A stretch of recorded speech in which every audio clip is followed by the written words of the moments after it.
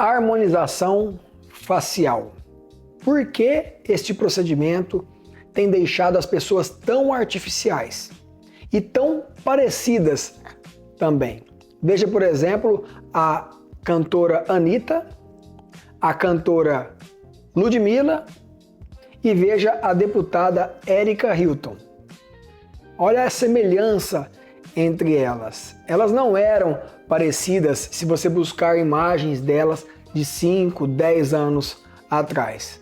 Mas agora parecem as mesmas pessoas, o mesmo padrão de beleza. Nesse vídeo eu vou revelar para você de onde surgiu o tal padrão de beleza que tem deixado tantas pessoas insatisfeitas com a tal harmonização que dá certo para alguns e para outras não dá certo de jeito nenhum. Para você que está chegando no canal agora, eu sou o Dr. Guide, sou médico, trabalho com medicina estética há 18 anos e o objetivo desse canal é levar informações verdadeiras e curiosas para você sobre o mundo da estética. Então aproveita, clica no sininho, segue o canal, compartilha esse vídeo com todo mundo, curte e faça pergunta nos comentários que eu mesmo respondo. Bom, antes de nós abordarmos esse conteúdo, vale lembrar que a harmonização facial destacou-se muito após a pandemia e a pergunta é: por quê? Bom, na pandemia, a exposição facial, a exposição diária, dos hábitos diários, rotineiros dos famosos passaram a ser muito mais frequentes. Eles passaram a expor mais o seu dia a dia, cotidianos que eles realizam. E dentre estes, a estética veio à tona. Começaram a mostrar o que eles faziam porque eles perceberam que isso gera engajamento. E na prática, foi notória a mudança da procura por cada procedimento após cada relato de um famoso. Por exemplo, a Fly Slane, ex-BBB, quando ela fez a rinoplastia dela, mudou muito o número de pesquisas no Google e no YouTube pelo nome rinoplastia.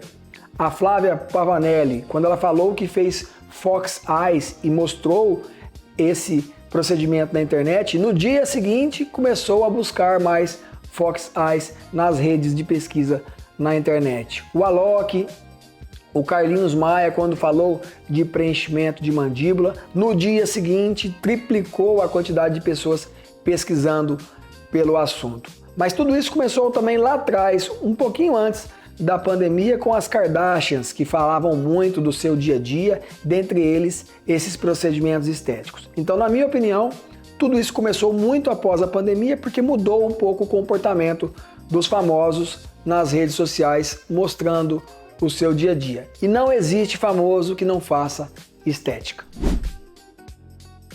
Bom, mas aí surgiu então um padrão de beleza. Não foi as famosas, a Kardashian, Pavanelli, Fly Slane, Alok, Carlinhos Maia. Não foi essa turma que determinou o que é um padrão de beleza. Eles procuraram bons profissionais, porque eles têm condições para isso, e esses bons profissionais realizaram os procedimentos neles, que nesses, por sinal, deram certo. Não é à toa que a sociedade quis realizar o procedimento, porque viu eles como um espelho de algo que estava dando certo.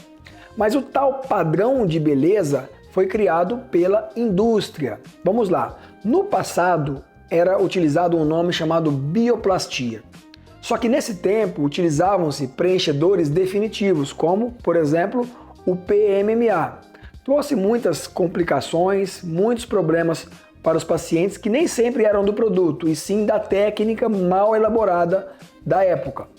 Para tirar esse estigma de que bioplastia era atrelado a preenchedor definitivo, a indústria então criou-se o nome preenchimento a partir do momento que ela desenvolveu e lançou o ácido hialurônico. E aí começou a fazer muito preenchimento no mercado, muita gente, o produto começou a ficar mais econômico, muitos profissionais realizando de forma errada. De novo, a população recuou e começou a ficar com medo do preenchimento. Até que a indústria, percebendo que essa galinha dos ovos de ouro, que é o preenchedor, começou a diminuir, ela chamou diversos profissionais, grandes players do mercado que tinham uma certa experiência para criar um padrão de técnica. E aí chamou vários nomes por exemplo, e deram o nome de MD Codes. Um laboratório chamou de MD Codes. Criou tipo uma receita de bolo. Todo paciente praticamente ia fazer aquilo ali igual. Depois, uma outra indústria, enciumada por esse nome ter ganhado mercado, criou então o nome harmonização. E aí o pessoal da odontologia chegou no mercado nessa mesma época e eles criaram também o nome harmonização orofacial, conhecido também como ROF. E aí os cursos disseminaram pelo Brasil, seguindo sempre a mesma metodologia, que eu particularmente sou contra, porque é exatamente isso, cria-se um padrão que não dá certo para todo mundo. Na face das pessoas, de seres humanos, que não existe nenhum igual, como nossas digitais, não tem copia-cola. Então, o padrão de beleza surgiu por uma influência da indústria, que por final criou um nome chamado visagismo, que é a ciência da geometria facial. Esse assunto já vai estender um pouco mais, mas é só para vocês terem uma noção que já existem livros falando só sobre isso. Tem que ter uma mesma medida entre o diâmetro bizigomático, bimandibular, linha de Rickets, diâmetros verticais da face, os 3/3 do rosto, testa, terço médio e terço inferior. Como se todo mundo tivesse que ter as mesmas medidas.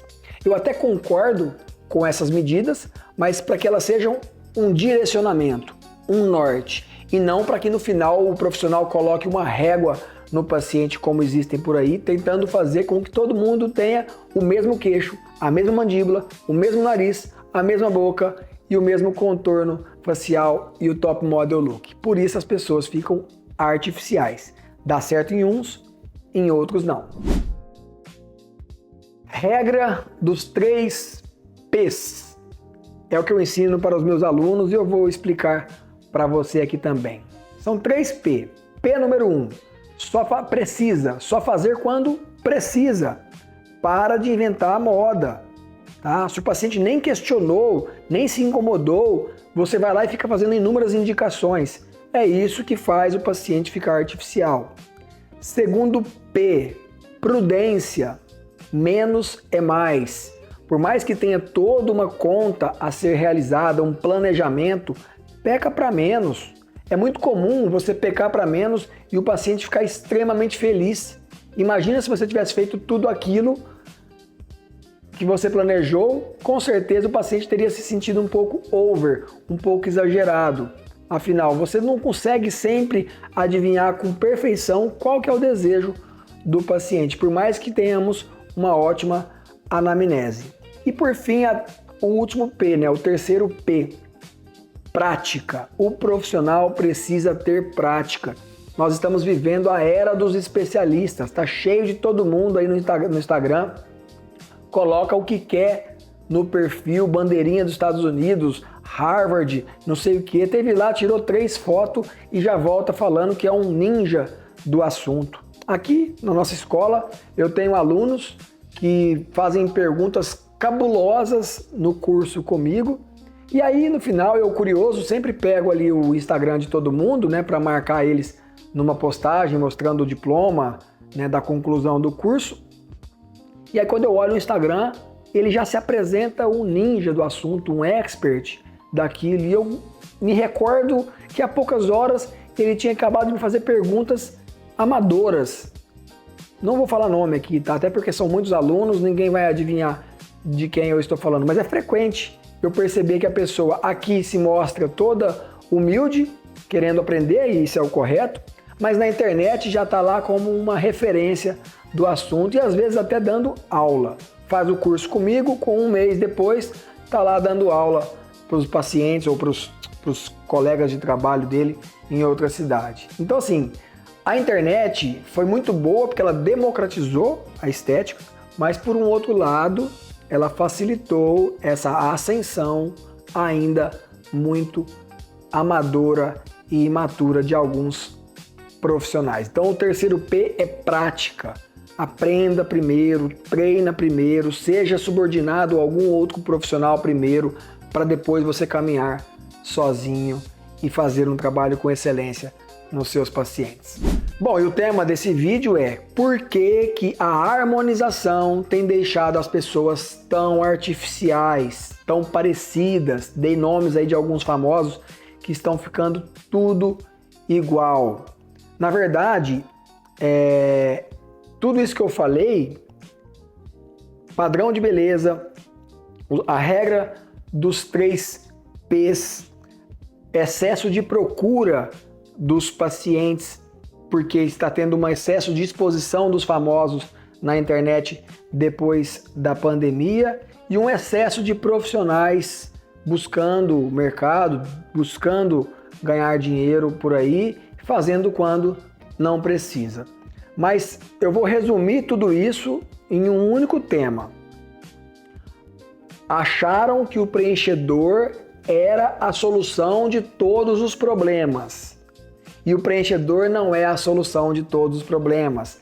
Até porque o nosso envelhecimento, ele ocorre por 4 fatores, que são eles: descolamento da pele, aumento do tamanho da pele por falta de colágeno, um cansaço da pele trocando-se mais lentamente e, por fim, um esvaziamento facial. E só aí entra o preenchedor como indicação. E aí estão querendo fazer tudo com o preenchedor e utilizando o nome harmonização para rejuvenescimento. Então vamos lá.